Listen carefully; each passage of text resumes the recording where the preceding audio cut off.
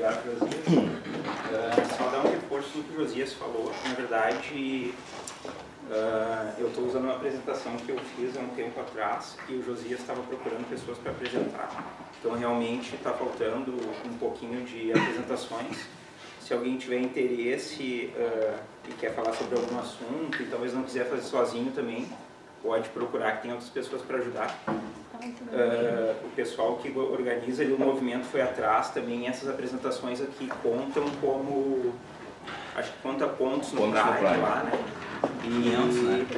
São 500 pontos no Prime cada apresentação. 500 pontos no Prime, vocês estão ainda podendo mais ganhar. É meio dojo, metade do tempo. Isso, e menos gente. Menos gente. Daí já apresenta no dojo da CWI também, que parece que está um pouco apagado. Eu conversei com algumas pessoas no corredor e tenho visto muito movimento. Algumas pessoas me perguntaram também, não tem acontecido muito. Bom, vou lá. Vou tentar ser bem breve, é uma versão resumida, tá? E o meu objetivo aqui é falar um pouco para que todos tenham a possibilidade de conhecer o que é o Cake, como funciona, e posso falar um pouquinho também do que nos ajudou.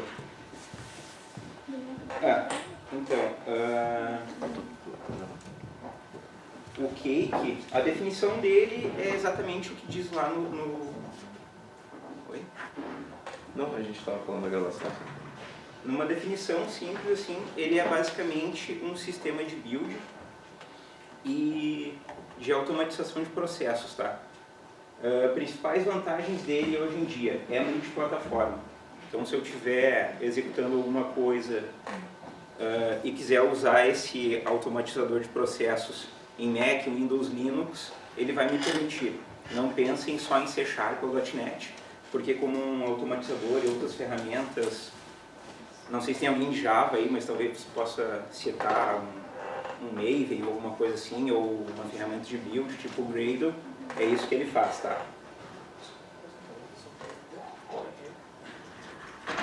Me deixou sem cadeira, né? Como é que funciona isso aí, tá? Bom, o Cake, na verdade, ele é um executável, tá? Nada além disso. Tanto lá rodando no Mono, no Linux ou no Mac, quanto no Windows.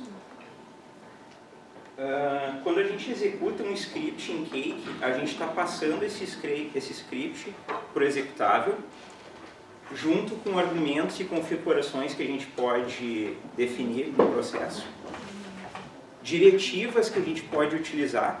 Nesse caso, eu já vou comentar que essas diretivas, na prática, elas usam tags para baixar outras ferramentas e outros add-ins do Cake para nos ajudar no processo. Tudo isso é compilado por Mono ou Roslyn e gera um novo executável, com toda essa carga que a gente escreveu lá e mais os add-ins e os processos que a gente quer utilizar. E aí o nosso executável vai fazer mensagem de output, cópia de arquivos, enfim, uma infinidade de coisas que a gente pode precisar para o nosso processo ou precisa no dia a dia ali para executar um build, tá? Um exemplo de caso de uso, há um tempo atrás a gente iniciou num projeto lá e a gente tinha uma dificuldade que era uma questão de DLLs do Oracle, tá? Em desenvolvimento e com o Visual Studio a gente só conseguia fazer funcionar com a versão do Oracle 32 bits e em produção só funcionava com a versão do Oracle 64 bits. Na prática o deploy era feito na mão e o cara sempre tinha que fazer aquele processo de tem que ir lá copiar a DLL certa e colocar no lugar certo. Era uma confusão quando a gente iniciou e foi um dos motivos pelo qual a gente começou a usar o Cake. E aí a tarefa mais simples que a gente começou a fazer foi, depois de gerar o build, eu pego esses artefatos, coloco numa pasta, apago a DLL do Cake e apago a DLL do Oracle, desculpa, e copio a DLL que vai para a produção. Zipo e mando esse artefato lá para a pessoa que vai fazer o deploy, tá? Bom, funcionamento, ok? Tá ok? O que tem por trás disso, tá? O que tem hoje de extensão em comunidade? A gente tem muita ferramenta para fazer MS Build, MS Test, Xbuild. A gente tem .cover, WebDeploy, SpecFlow e uma infinidade de outras ferramentas e tooling para trabalhar com o Cake. Git, por exemplo, tá? Se no meu processo eu quero fazer alguma coisa que de repente vai commitar ou que vai baixar uma versão do Git ou vai usar o Git para alguma coisa, eu vou usar esse add-in, ele vai me expor alguns métodos e funções e eu vou ter isso programaticamente disponível para eu usar no meu processo. Basicamente é isso. Isso é muito bom porque dá uma liberdade gigantesca para tu automatizar teu processo e enxergar bem o que tu quer fazer, o que ele quer fazer. E é bem interessante tu ter essa visão de, eu faço copiando e tu escrever o que tu quer que seja feito. Bom, agora eu tenho uma parte aqui de código, demonstração. Se tiver uma cadeirinha sobrando.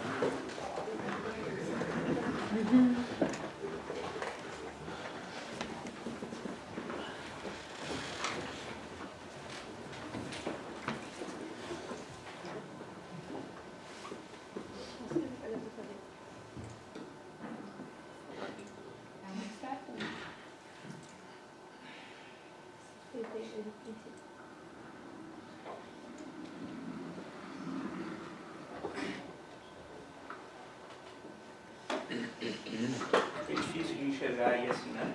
Tem uma coisa que eu acho que vai ser.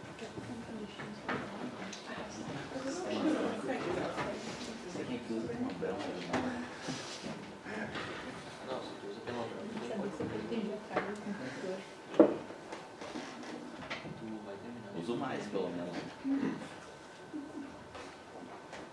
Isso aí. Branco? Não.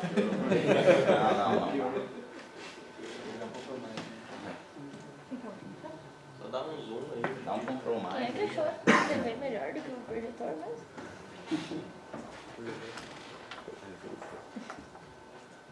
Oh, Jesus, meu Deus do céu. Esse tu... Enxerga o leite, consegue ver? Não. Bota, tenta com sem o lá e mais. Pra ver. Bom, vamos assim. Dificuldades eu vou explicando. Minha ideia aqui não é automatizar nada na prática e sim mostrar como funciona em alguns exemplos, tá? Basicamente um script cake ele tem essa extensão cake, daí lembrem daquilo que eu falei, o script é passado como argumento para o executável, tá? E a estrutura dele básica é cabeçalho com as diretivas, com os plugins e add-ins que ele vai usar e já sai fazendo o teu script. Ele é muito parecido com algumas outras ferramentas que a gente usava há um tempo atrás, como o Grunt, lá para JavaScript, e lembra bastante, talvez, acho que um pouco o Webpack, na relação de tasks, assim, tá? Mas eu particularmente acho ele mais parecido com o Grunt. Aqui é um exemplo mais básico de utilização dele, tá? Tu define uma task, uma descrição é opcional ou não, e tu sai codificando ali a tua automatização, tá? Information é um método default dele, que é basicamente um console.log. Para eu rodar isso aqui, eu vou executar um PS1, que é o que faz o gatilho para chamar o cake, tá?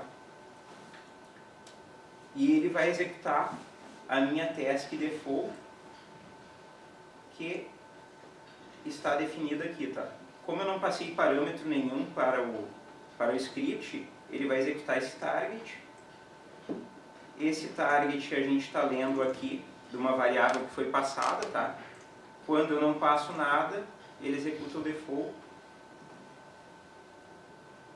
Tu falou que é um executável, né? Isso. Mas tu baixou ele com o Node pela NPM.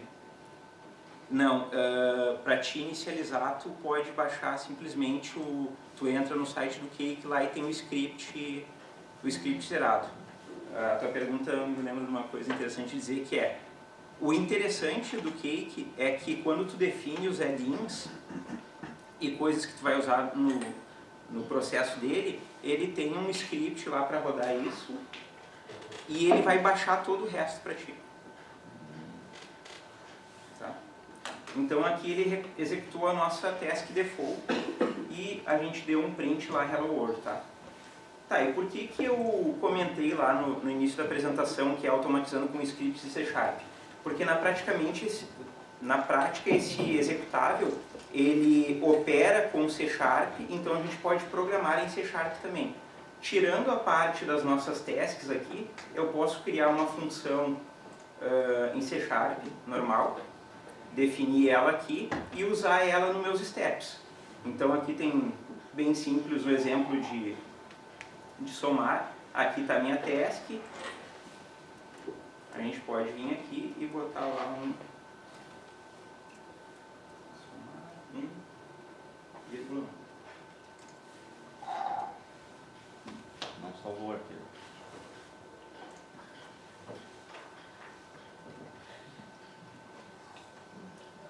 Obrigado.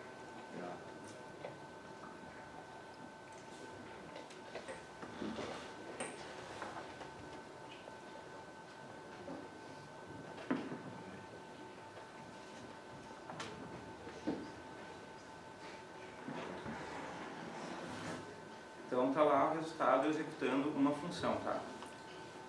Falando mais sobre outras características das tasks, tá? Como é que as tasks elas respeitam dependências?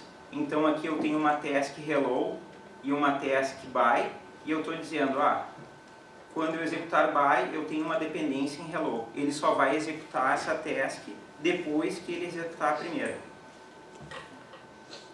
Tratamentos de erro, tá? Eu tenho um método aqui para especificar quando acontecer erro no que eu quero, executa essa saída ou executa outro step.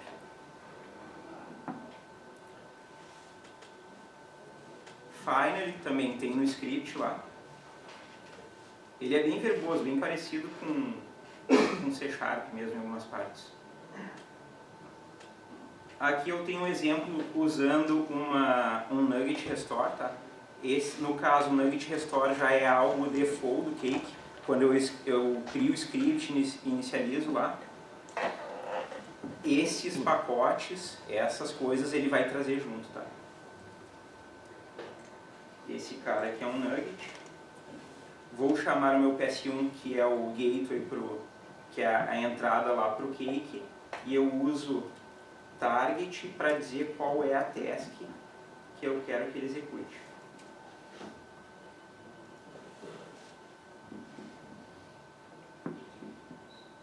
Esse target aqui é aquele que a gente estava falando lá em cima, que eu leio aqui, se eu não passo nada, ele vai pegar o default. E aí ele está fazendo um restore aqui na minha solução. Ô, Burso, Oi. ele não é case sensitive, a task lá que estava definida com M maiúsculo e quando tu chamou o PS1, tu passou tudo minúsculo. Não é case sensitive.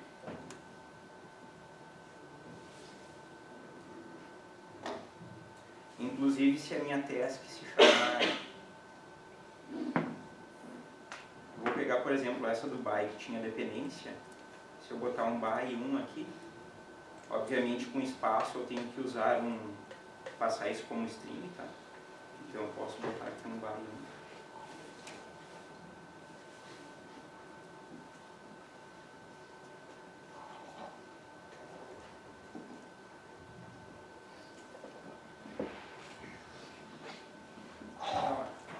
1. Executou essa task, ele tinha a dependência do hello, executou o hello antes.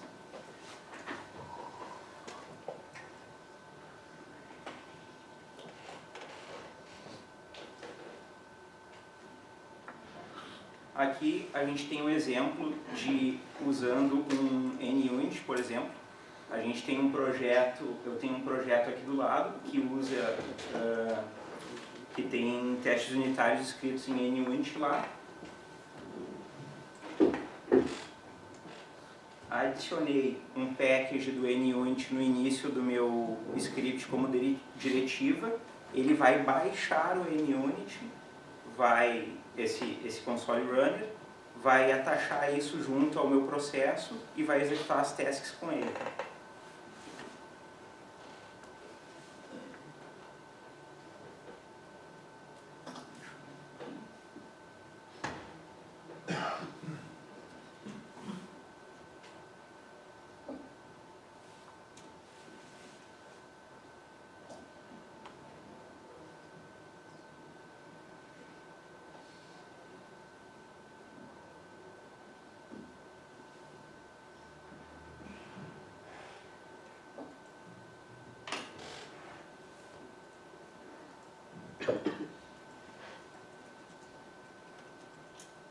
É isso aí.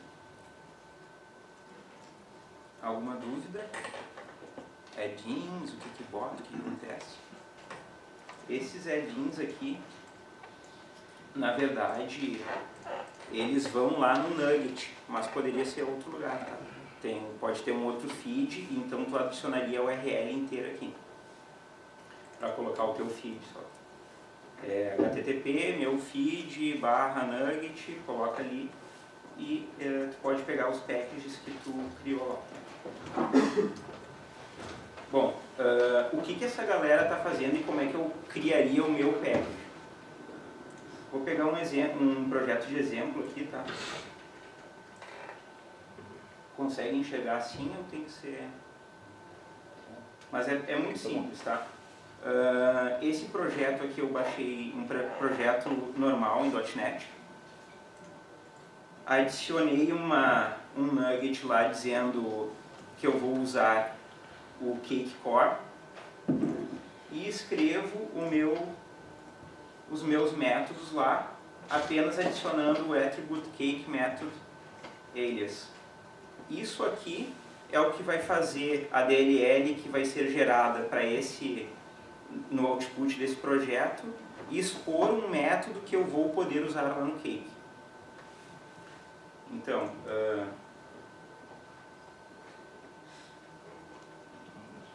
esse projeto aqui está compilado, tá?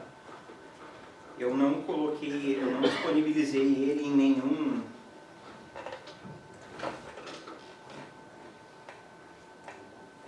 nugget, mas ele expõe aquele método lá a mandar um alô.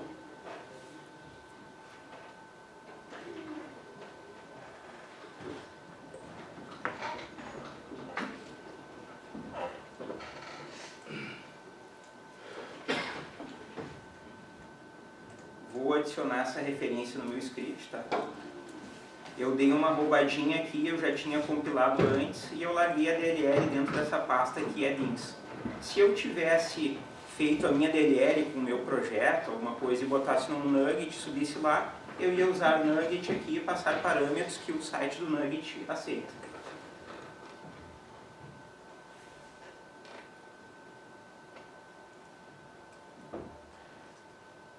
E aí vamos executar essa task.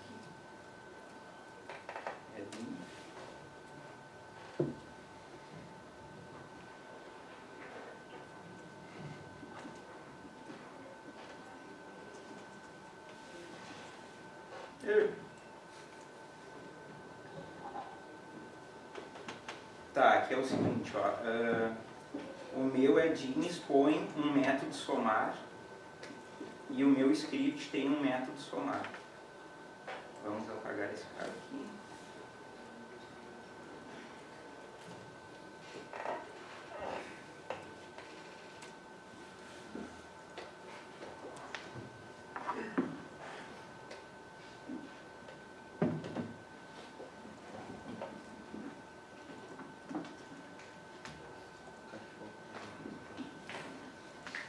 Bom, é isso aí.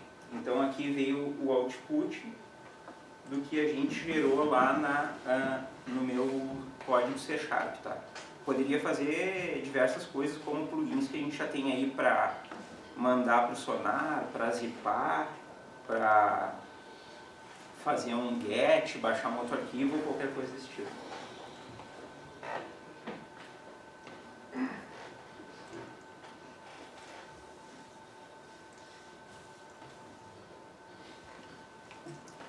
Eu tinha falado antes que não é aquele description não é necessário, mas o que ele adiciona no teu output é que ele vai usar a tag aqui show description para ler aquilo lá e listar os métodos que tu tem, tá? Isso pode ser útil se o teu projeto está muito grande, tu tem muitos steps ou tu simplesmente quer deixar documentado para a pessoa que de repente vai rodar isso de um outro lugar saber o que as coisas fazem. Então aqui está as testes que a gente definiu e tem aquela default lá que a gente tinha adicionado a description. Dá pra rodar em paralelo os comandos? Oi? Dá pra mandar rodar em paralelo os testes e tipo, dar 3 testes em paralelo? Eu acho que tu consegue, eu nunca testei, tá? Não tive essa necessidade ainda, mas tu consegue porque se tu criar as functions em C# ali em cima, tu tem outros atributos para o script lá para fazer essa chamada. Só tem que tratar a concorrência na mão daí, porque o script não vai cuidar para ti, por isso que eles oferecem mais essa questão de dependência ao invés do paralelo.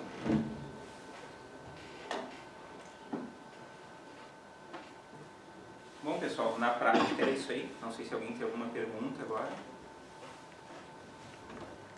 Alguma dúvida sobre o que... A questão do... Vocês estão utilizando ali no site novo da Personal Leilões? Ou não, tu já vem há longo tempo utilizando ele? A gente vem utilizando há um longo tempo. Eu tenho esse projeto aqui, por exemplo, tá? Exemplo de algumas coisas que a gente faz é... Esse output aqui, ele gera a DLL lá, vê qual é o branch do Git que tá, no qual está rodando, pega a versão e nome do branch e gera o pacote com a versão. A gente não está usando no site novo, mas a gente está usando em praticamente todos os outros sistemas em volta. Tá? Mas está fazendo isso para integração contínua? Ou... Também para integração contínua. Olha só, esse aqui... Esse aqui é o cake de um projeto nosso que a gente está usando hoje, lá, tá? A gente faz reflexão no assembly, gera métricas e envia para o Sonar, obtém versões do Git, faz build, tem uma série de passos aqui, tá? Sim. Aonde que isso nos ajudou? Lá atrás, quando a gente estava tentando automatizar, a gente começou com Jenkins. E aí, o que o meu script, o que o meu Jenkins Files faz, na verdade, tá? Ele é muito simples, ele tem 80 linhas aqui com bastante espaço, e eu estou dizendo, eu não sei se todos conseguem enxergar daí, mas build, chama aquele script lá para fazer build. Testes, chama aquele cara para fazer os testes. Roda análise de código. Ou seja, é muito fácil porque está aqui. E daí, tá, mas era só ali. Aonde mais que te ajudou? Bom, a gente migrou para o VSTS, né? Como é que ficou o meu pipeline no VSTS escrito em YAML? Ficou aqui, 58 linhas, e o step de build chama aquele cara lá, vai rodar lá no agent, o agent vai baixar tudo que o meu processo precisa e está pronto.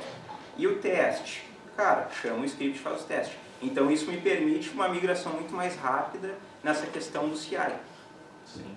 Outra coisa interessante também, todo mundo que baixa ali o projeto e traz do Git esse arquivo, ele está apto a fazer os passos que é feito na integração contínua. Não é algo que acontece só na integração contínua. Eu não sei se alguém aqui já teve o problema da sua integração contínua ficar 1, 2, 3 dias fora, ou algum servidor fora. A gente virava para o lado ali, abre aqui, build, e vou fazendo outra coisa. Isso aí. E fico lá tomando café e tal, não sei o quê. E tá lá o zipzinho direitinho, já com os artefatos compilados e outra coisa. Tá? A gente tem isso na nossa Web API, a gente tem isso no SGL, que é um Windows Forms. Tem isso no projeto de Android lá da Pestana. Então também tem um cake lá que vai, gera, que builda o Android e deixa o APK já gerado. A gente tem isso em praticamente todo lugar. Comentar isso, o legal é justamente esse controle, e ainda tem o controle de versões, né? Tem um monte de coisa ali que tu ganha nesse sentido isso. também, né? Então, a partir do momento que tem muitos ambientes ali, tu pode controlar isso em branches diferentes e vai trabalhando em cima e pode rodar direto da tua máquina mesmo. Exatamente. O que eu mais acho legal hoje em dia é a questão de rodar direto na máquina e aquele conceito de... o que, para mim, pelo menos agora, é o que é automatizar. É pegar um processo que é feito e tu automatiza ele. Para nós isso caiu muito bem ali porque o processo era realmente no dedão, era feito, copia daqui, traz lá, não, tem que ser essa DLL, e daí acho que é Telerik ou algumas coisas assim que tem lá, e daí tinha uma versão que é oficial, só que para rodar em debug ou na máquina do dev tinha que ser outra, então isso nos ajudou muito. Tá? Sim, que parece que o processo de build de vocês é bem mais complexo que simplesmente as testes do VSTS, por exemplo. As testes do VSTS não atenderam, por isso que partiu para um cake. Não, é que a gente começou no cake antes de ir para o VSTS, e daí a gente tinha Jenkins.